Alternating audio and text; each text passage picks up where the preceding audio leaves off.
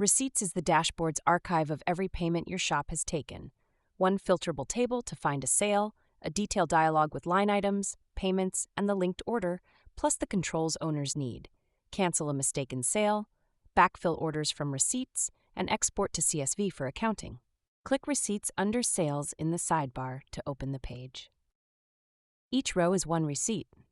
The table shows the receipt number, ticket number, date, customer, items, total, payment type, sale or refund type, and an active or canceled status. Tap any sortable header to re-rank the list. Type in the search box to find a receipt by receipt number, ticket number, or customer name. The match is case-insensitive and debounces for 0.6 of a second before re-querying.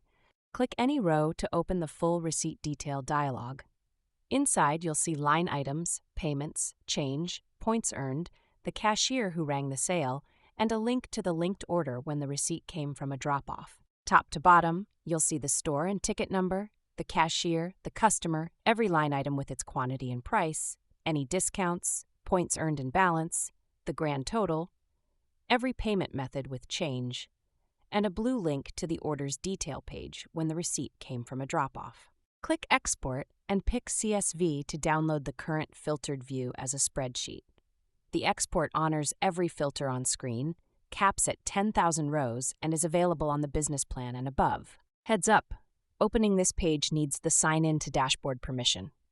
Canceling a receipt and backfilling orders both need the View Receipts permission, and CSV export needs the business plan or higher. The default owner, admin, and manager roles hold every dashboard permission.